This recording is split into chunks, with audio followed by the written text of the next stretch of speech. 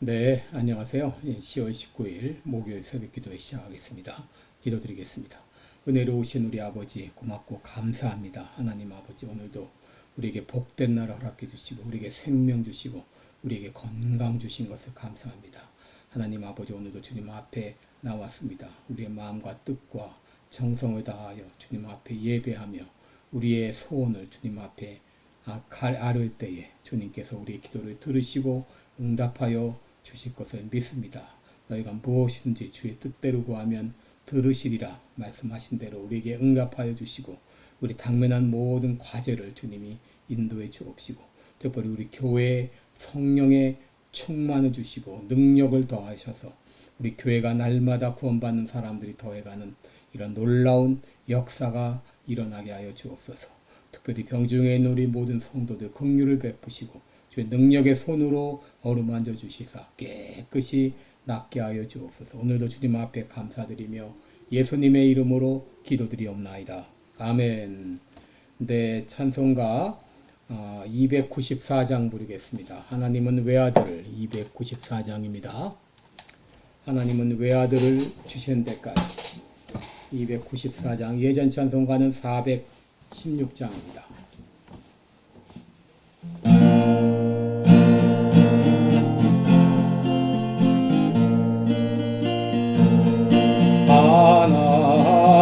하나님은 외아들을 주시는 데까지 세상 사랑 사랑하니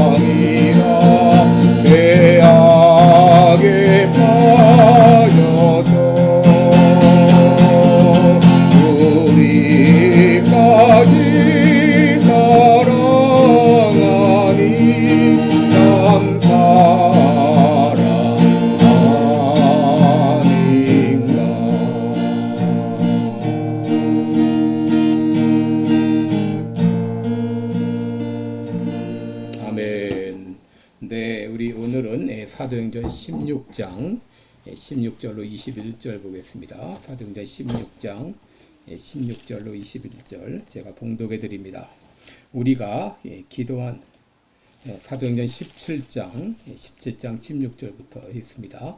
바울이 아덴에서 저희를 기다리다가 온 성에 우상이 가득한 것을 보고 마음에 분하여 회당에서는 유대인과 경건한 사람들과 또 저자에서는 날마다 만나는 사람들과 변론하니 어떤 에비구레오와 스도이고 철학자들도 바울과 쟁론하였으되 혹은 이르되 이 말장이가 무슨 말을 하고자 하느냐 하고 혹은 이르되 이방신들을 전하는 사람인가 보다 하니 이는 바울이 예수와 또 몸의 부활 전함을 인함이로라. 붙들어 가지고 아레오바고로 가며 말하기를 우리가 너의 말하는 이 쇠교가 무엇인지 알 수 있겠느냐. 내가 무슨 이상한 것을 우리 귀에 들려주니 그 무슨 뜻인지 알고자 하노라 하니 모든 아덴 사람과 거기서 나그네 된 외국인들이 가장 새로 되는 것을 말하고 듣는 이외에 달리는 시간을 쓰지 않음이더라. 아멘. 네, 우리 오늘 이제 왜 바울은 분노했는가 이런 제목으로 함께 말씀을 나누겠습니다. 오늘 본문은 사도 바울의 아덴의 사역을 내용을 하고 있습니다. 바울이 베레아에 있을 때 또 유대인들이 소동을 일으켜서 어쩔 수 없이 피해간 곳이 바로 아테네입니다. 여러분, 아테네가 어떤 도시죠? 아테네는 5세기부터 주요한 도시국가였습니다.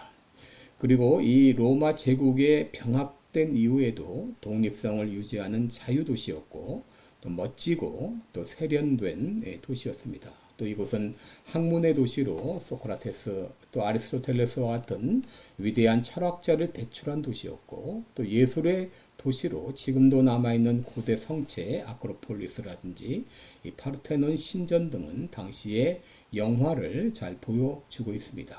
또한 이것은 조개 껍질을 이용해서 선거를 통해 지도자를 배출했던 민주주의의 발상지이기도 했습니다. 그런데 이 속은 썩어 문드러져 퇴폐적인 도시였고 무엇보다도 우상이 가득한 도시였습니다. 여러분 16절에 보시면 바울이 아덴에 갔을 때에 온 성에 우상이 가득한 것을 보고 마음이 분했다라고 말합니다. 여러분 당시 아데네에는 3만의 신이 있었다고 전해지고 있습니다. 도시의 수호신은 아폴로상을 비롯해서 또 상아, 노세, 은과 대리석으로 만들어진 주피터 혹은 비너스, 머큐리, 또 바카스, 넵튜누, 다이아니, 또 에스폴레이스피어스 이런 등등 또 파르토는 신전에 있는 여심상에 이르기까지 수많은 우상과 신전으로 가득한 곳이 바로 아데네였습니다. 그래서 아데네에서는 사람을 발견하는 것보다 우상을 발견하는 것이 더 쉽다고 말할 정도였습니다. 바울이 이 수많은 우상을 보았을 때 분노를 느꼈습니다. 여러분 여기 분했다고 하는 말은 파록시네토라는 말입니다. 이것은 미완료 수동태형으로 분노가 유발된 것입니다. 저절로 분노가 생겨진 것입니다.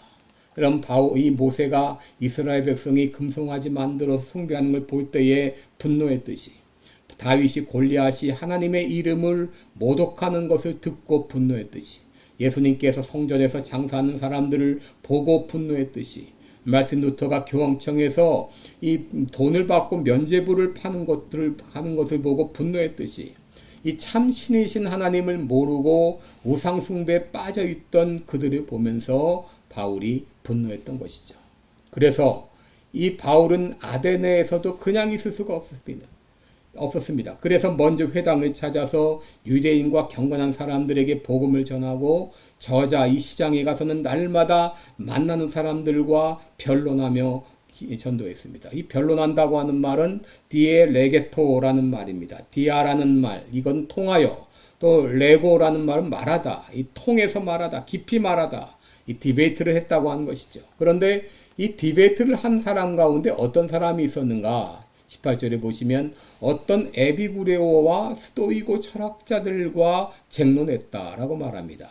여러분 에비구레오는 에피큐로스 학파를 말하고 스도이고는 스토익 학파를 말합니다. 에피쿠로스 학파들은 이 쾌락주의자들로 세상은 우연히 이루어졌고 죽음 이후에도 삶이나 죽음이 없기 때문에 쾌락이 인생의 궁극적인 목적임을 주장한 철학자들입니다. 반면에 스토익 학파는 금욕주의자들입니다.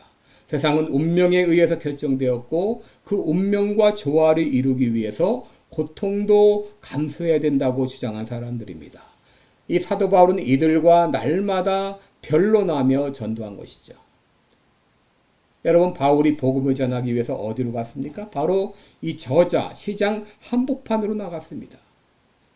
여러분, 우리들도 복음을 전하기 위해서 그냥 마냥 있어서는 안 됩니다. 사람이 있는 저자로, 시장으로 나가야 됩니다. 사람을 만날 수 있는 곳이라면 어디든 찾아가야 됩니다. 예수님 말씀하셨죠? 너희는 가서 모든 족속으로 제자를 삼아 아버지와 아들과 성령의 이름으로 세례를 주라. 너희는 가서라고 말하면 우리는 사람이 있는 곳을 찾아가야 됩니다. 사도 바울은 우상이 가득한 것을 보고 분노하면서 그들이 있는 곳으로 찾아가서 그들과 변론을 벌이면서 복음을 전했습니다. 이렇게 복음을 전했을 때 그들의 반응이 무엇이죠? 소극적인 반응을 보인 사람도 있습니다. 18절에 보시면 이 말장이가 무슨 말을 하고자 하느뇨? 혹은 이르기를 이방신을 전하는 사람인가 보다. 여러분, 여기 말장이라는 것은 죽은 고기를 쪼아 먹는 새를 말하죠. 결국 남에게 주워들은 말을 늘어놓는 사람을 의미하는데 한마디로 사도 바울을 별 볼 일 없는 사람으로 치부한 것이죠. 그런데 관심을 표명한 사람도 있었습니다. 19절에 보시면 붙들어 가지고 아레오바고로 가며 말하기를 우리가 너의 말하는 이 새 교가 무엇인지 알 수 있겠느냐? 내가 무슨 이상한 것을 우리 귀에 들려주니 무슨 뜻인지 알고자 하노라. 이 복음을 전했을 때 관심을 표명한 사람도 있었습니다. 여러분, 우리가 오늘날 복음 전도를 할 때 그 열매는 참으로 미미합니다. 사람들은 무관심하고 전도하는 사람들은 냉소하는 빛으로 바라보기도 합니다. 그럼에도 여러분, 우리는 복음을 전해야 됩니다. 비록 사람들이 조롱할지라도 어렵고 힘들지라도 그 열매가 미약하게 보일지라도 여러분, 우리들은 복음을 들고 세상 한복판으로 나가서 그들에게 복음을 전해야 됩니다. 여러분, 우리들도 사도 바울처럼 우상을 보고 분노할 수 있어야 됩니다. 진리를 알지 못한 채 잘못된 길로 가고 있는, 죽음의 길을 향해 가고 있는, 멸망의 길을 향해 가고 있는 그들을 보면서 우리들은 안타까움을 가져야 됩니다. 지금 이 시간도 한 영혼이 회개하고 돌아오기를 간절히 기다리시는 하나님의 심정을 가졌다면 우리도 그냥 앉아 있을 수 없습니다. 우상을 보고 분노했던 바울의 심정을 가지고 우리도 세상 한복판에 가서 복음을 증거해야 되겠습니다. 기도하겠습니다. 은혜로우신 우리 아버지, 참으로 세상이 각박합니다. 또 마음이 강팍합니다. 복음을 전할지라도 아버지, 마치 이제 돌아오는 메아리처럼 아무 반응 없는 그러한 무감각한 시대입니다. 이런 때일지라도 우리는 멸망길을 향해 가는 사람들을 바라보며 분노할 수 있어야 되겠습니다. 그들을 향하여 세상 한복판에 나가서 복음을 전해야 되겠습니다. 이런 열정을 우리에게도 허락하여 주시옵소서. 예수님의 이름으로 기도드리옵나이다. 아멘. 네, 여러분 오늘도 기도해 주시기 바랍니다. 계속 기도하시고 특별히 아직까지 구원받지 못한 사람들을 바라보며 기도할 수 있기를 바랍니다. 고맙습니다.